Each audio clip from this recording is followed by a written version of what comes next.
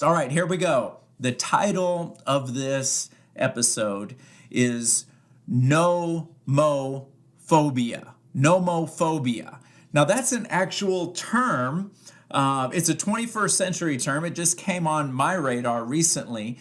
Mobophobia is a term for the fear, whenever somebody has a fear of not being able to use their cell phone or other smart devices. Okay, so I want to give some credit to a few websites that I was kind of perusing on while getting ready for this episode. CNN.com, MoneySavingsPro.com, PsychologyToday.com, AddictionTips.com, and PsychAlive.com. So if you find that this episode is just whetting your appetite on this subject, hit rewind on this or scan backwards or whatever and write those websites down, because I just got a ton of information from those guys. All right, so first of all, I want to establish whether or not you are addicted. I'm sorry. Whether or not whether or not your friend is addicted. Okay.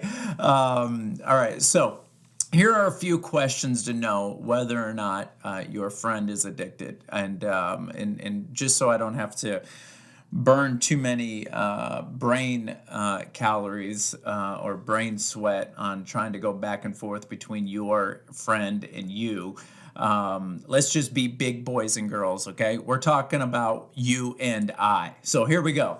A few questions to figure out on whether or not you are addicted. Number one is ask somebody if they think you are addicted. If you're married, ask your spouse. If you're not married, you're a single parent, ask your kids. Ask somebody that lives life with you and is not afraid to be honest with you.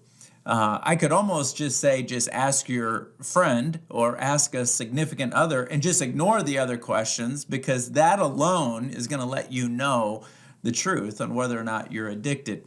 Number two, here's another question. Do you check your phone for updates without any reason at all?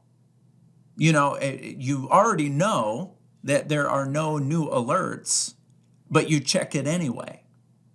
Here's a third question. If the person you're texting stops texting and calls you, do you get uncomfortable? Number four, do you need to text or browse the web or watch TV in the hour just before you fall asleep at night? Do you need that? Do you need to open up your phone and peruse around on social media, text, email? Do you need to do that in order to check out? Because if you do, you may be addicted to your cell phone. Do you wake up in the middle of the night without any reason at all and check your cell phone? Number five, if you leave the house without your phone, will you hit the brakes and turn around and come back? Number six, if you cannot find your cell phone, will you stop the rest of your day and look for it and not do anything else until you find your cell phone? Or can you move on with your day and then just circle back around and find your cell phone later? Number six, do you get angry when someone says that you are addicted to your cell? Or do you get angry when someone says you are always looking at your cell phone? Do you get angry? Do you get defensive? These are some huge questions. So the remainder of this episode is going to be broken up into two sections, okay? So first, the first section, I'm going to share some statistics, surveys, and studies that I came across while studying for this episode. And then the second half, I'm going to offer some tips for you and I if we start to realize that just maybe we are addicted to our cell. All right, here we go. A study indicates that parents who spend more time with their phones than they ought to have a greater tendency to shout at their children. If you've ever noticed yourself, if your child interrupts you while you're on your cell phone, do you find that you are short fused with them? Do you shout at them? Now, I know. We all have this righteous reason for looking at our cell, like this is my job, or I'm trying to provide for my family, or this is my source of income. But if we were to take all the excuses, just put them aside for a second, because all of those things, they probably are very valid, okay? I'll be honest with you, if I didn't have access to my cell phone, I couldn't do my job adequately. But we're not talking about the significance of technology. We're not talking about how important technology is. We're talking about, are we addicted to our cell phone? And a study, as I just mentioned, says that parents who are addicted often shout and yell and are irritated with their kids more often.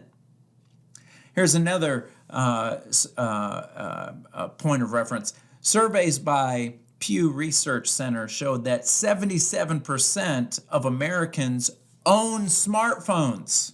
Isn't that crazy? I didn't even have my first cell phone until I was like 22, 23 years old. But now 77% of Americans own smartphones. You have to wonder if that other 23% are like children, kids, less than the age of 5 probably, because think about that. All right, anyway, 95% own a cell phone of some kind. Now, in all fairness, I'm sure this article was in reference to adults, but another survey shows that we do not put our cell phone away while driving. Texting while driving, according to this article, has reached epidemic proportions. According to the U.S. Center for Disease Control and Prevention, the mobile phone use is partially to blame for the distracted driving that kills an estimated, listen to this, 9 people every single day. And millennials are the worst offenders, according to this Pew research. 59% of people between the ages of 18 and 33, 59% reported texting while driving. Now, if you're a Gen Xer between the ages of 34 and 45, you land in 50%. 50% of Gen Xers text while driving. If you're a baby boomer, 29% of you guys, I'm not a baby boomer, sorry about that, 29% report texting while driving. So of all of you that are listening to this episode, how many of you would consider yourself to be a heavy multitasker? You say, okay, you know what, Frankie, I'll be honest with you. I'm not just a multitasker. I am always multitasking. Okay, so if that's you, listen up. Those who engage in multiple forms of media simultaneously, you got several windows open, tend to demonstrate, this is wild, smaller gray matter in the area of the brain responsible for top-down attention control. Okay, so basically, this means that if you are really dependent on your smartphone, you are damaging your ability to be attentive. Now, let's take the spotlight off of you and I for a second.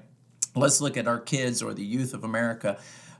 Never before have we had so much attention to screens and cell phones. And like my daughter is 5 years old. She does not know a world that doesn't have a touch screen in it. She's been messing with a touch screen since she was 9 months old.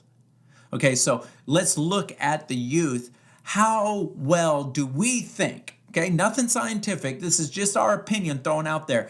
How strong is their ability to be attentive? Would we give them an A, an A minus, a B, a C, a D? According to this article, the more you stare at a screen, multiple forms of media simultaneously, that the more you do that, again, according to this article, so they got tons of research put into this thing. The more you do that, the ability to be attentive begins to decrease. It's fascinating on how large portions of our society cannot separate from their cell phones even for a few minutes. This is funny. Okay, are you guys ready? In 2013, mobile consumer habits estimated that 12% of the users use their cell phone while they are in the shower. Are you kidding me? 12% use their cell phones in the shower. Come on. Oh my, that's almost like 1 out of 10 people take their cell phone in the shower. All right. 91% of Gen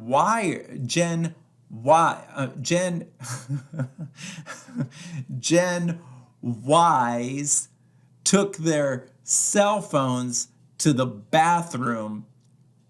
Whenever they use the bathroom, they take their cell phone with them. 91%. Maybe some of you are in this are listening to this episode and you're saying, you know what? I'm not a Gen Yer. I'm not even sure what age group that is, but I'll be honest with you, Frankie. I always take my cell phone to the bathroom. So just take a minute. Nobody knows that except for you. And just laugh. Just laugh. It's just don't take yourself too serious. Just laugh about it. An average person checks their phone 110 times a day, while the more addicted check their phones as much as 900 times a day. 1 in 3 mobile users would rather give up sex than their cell phones. Have some fun today. All right, go around and just ask random friends of yours or family members or work associates to say, hey, if you had to give up sex for 2 weeks, okay, or 3 weeks, do something extreme, 2 or 3 weeks, would you rather give up sex or would you rather give up your cell phone? According to statistics, 1 out of 3 people you ask are going to say, we would rather give up sex. Now that we've established a baseline or a foundation using some surveys and reports, let's discuss fighting back smartphone addiction. All right, here we go. Many people who are addicted would argue that who cares? I don't care if I'm addicted. And if you think I'm addicted, back off, shut up, worry about your own business, right? So here's a few things. To be honest with you, if you're addicted, it's really only affecting 2 things. Number 1 is it could be affecting the gray space in your brain, which is a huge thing. If that was the only thing it was affecting, then that's a reason enough to begin to monitor it. But number 2, here's the question. Is it affecting any of your significant relationships? Is it affecting the growth and strength of your relationship with your spouse? In other words, do you and your spouse talk to each other less because of how important your cell phone is to you? And again, this episode is not about the importance of a cell phone. It is about how important is it to you? Or have you crossed that line of depending on it and being desperately addicted to it? We all depend on the cell phone. We all depend on being able to have access to our email account and being able to text. That's an obvious check box checked. Okay, we all know that. But is your need reached the point of addiction? And is the communication between you and your spouse being affected by it? What about the relationship between you and your children? Is it being affected? Here's another question. Is there ever a moment where that cell phone is not available? Or does that cell phone have to be within a few feet from you 24 hours a day, 7 days a week? Does it have to be close to you? Let me ask you, will you be remembered as someone who could not put their phone down? Will your kids remember that about you? That you could not put your phone down? You could not disconnect. You could not go on vacations. That if you're saying yes, it does affect my relationships. If you're saying yes, if my heart were to stop beating in the next 5 minutes, people could say I was a person who couldn't be separated from my cell phone. Are you okay with that? Are you okay with that? How comfortable are you living knowing that you have a crutch? Now, some of you may say, look, man, it's not a crutch. It's not a crutch. I would say if you're getting really defensive in this episode, why are you getting defensive? Are you getting defensive because I don't understand? Are you getting defensive because I'm judging? Or are you getting defensive because there is a strong element of truth in this episode? So how comfortable are you knowing that it might be affecting your relationships? How comfortable are you knowing that when people refer to you, they will refer to you as a person who couldn't put their phone down? How comfortable are you knowing that you may have a crutch? If you've reached a point in this episode listening to this and you're saying, you know what, if I'm being completely honest with myself, I'm probably addicted.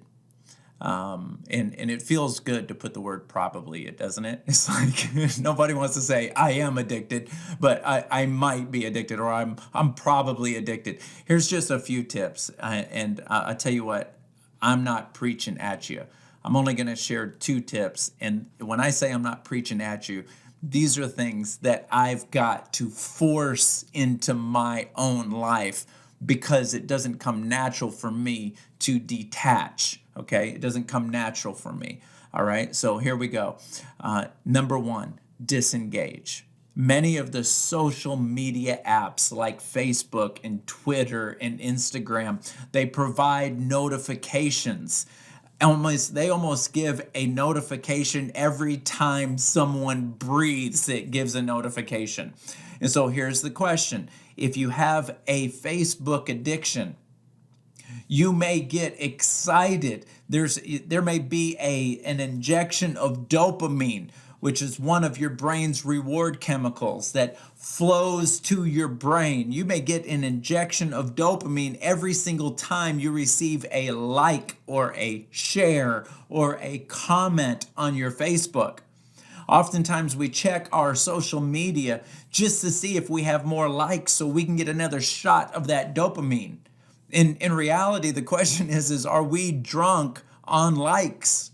Are we addicted to that dopamine? I've got a friend of mine that decided to go on a fast from Facebook for 30 days, and she was scared to death to do it. My question to you is this: could you do it for 30 days? Could you? Could you do it? So my challenge is to disengage from social media. Now, if you say, Frankie, this is completely unrealistic, I'll give you a quick example. If you're in direct sales, maybe social media is a huge element in your career. If that's unrealistic, let me ask you this. Could you take Facebook off of your cell phone and check Facebook once every 2 hours on your laptop or on a desktop? Could you do that? Again, how serious are we about not being addicted to something like a cell phone? I don't know about you, but I want to be able to look in the mirror and say, I'm not addicted to anything. I don't have to have anything. I don't have to have sugar. I don't have to have carbs. No, that's a hard one. I don't have to have sugar. I don't have to have carbs. I don't have to have my cell phone. I don't have to do anything. I don't have to eat in the middle of the night. I'm not a slave to anything. I use these things as tools. I am not a tool to these things. Okay? So the first challenge is to disengage. And then here's number 3, to completely power down, to turn the cell phone off for large portions of the day. Not the entire day. We need to be able to reach you. In fact, maybe you tell your kids and your wife, hey, look, between these hours, my phone is going to be off. It's going to be off between 9 and 10. It's going to be off between 6 a.m. and 8 a.m. because it's just going to be off. I'm going to pray. I'm going to work out. I'm going to run. I'm going to be disattached. Or when my kids get home from 7 o'clock to 10 o'clock, my cell phone is going to be off. It is family time. So the 2 challenges, if you're addicted, is disengage. Just disengage. And then number 2, completely power down. Turn it off. All right, so I know it's a little bit challenging. I know it's aggressive, but here's the deal. The next time you hear that term, mophobia, mobile phone phobia, mophobia, you can just kind of say to yourself, I'm very familiar with that term, and guess what? I am not one of those people that is addicted to the phone. Before I sign off, I want to ask you this. You are going to spend eternity somewhere. Are you ready? Number 2, go be outstanding and shock the world. Until next time, you guys be careful. Ciao.